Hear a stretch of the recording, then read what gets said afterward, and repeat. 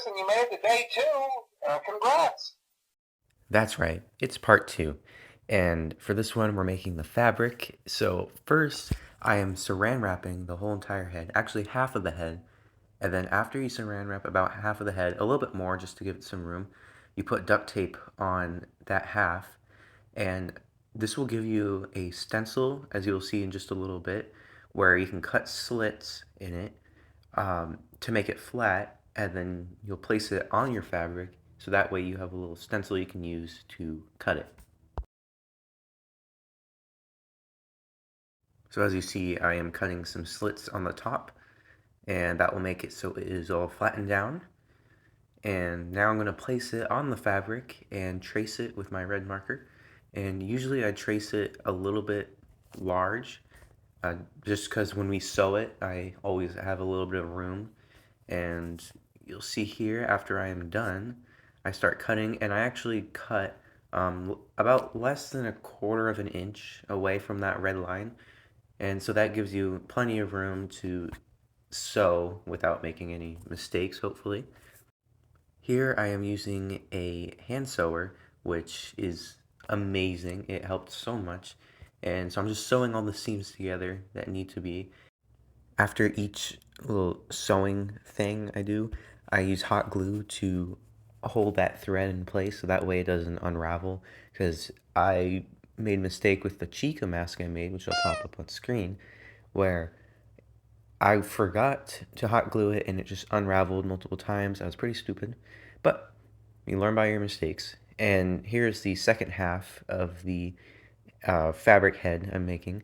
And now I'm just sewing it together across that seam, having a little bit of a excess on the end, and hot gluing the ends. Do not forget to hot glue the ends. You don't want to make the same mistake I did.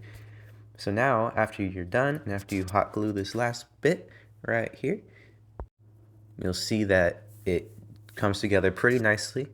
And now is the stuffing process. You're just going to put it on top of the foam head. This took forever to make it sure there were no wrinkles or no visible wrinkles.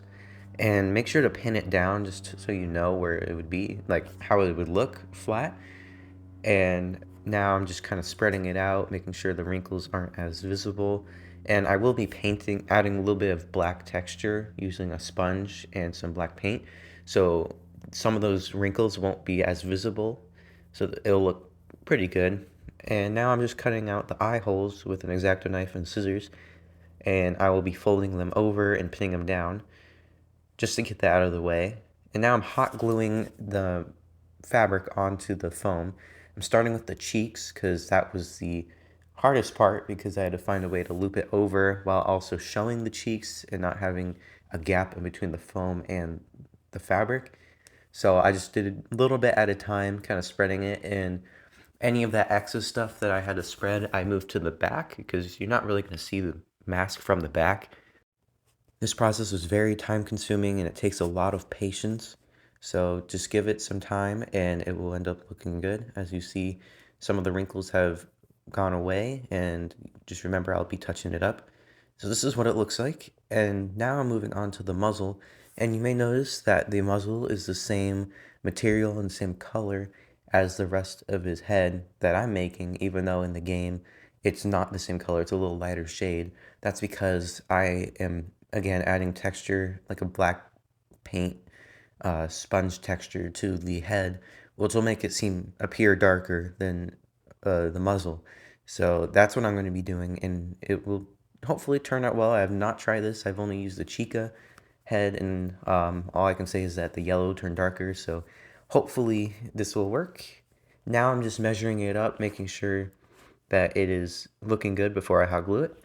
Now I'm hot gluing down the middle first and kind of seeing how it looks, and then I'm going on the edges and the ends, and I'm going to be squishing it down to make sure it applies well. And there you go, there is the head. And this is it for part 2. This is me wearing it. This is what it'll look like. Obviously, I haven't added the eyes or the jaw and any of the facial features, but this is the end of part 2, and for part 3, I'll be adding those facial features. So make sure you guys subscribe for part 3. Thanks for watching.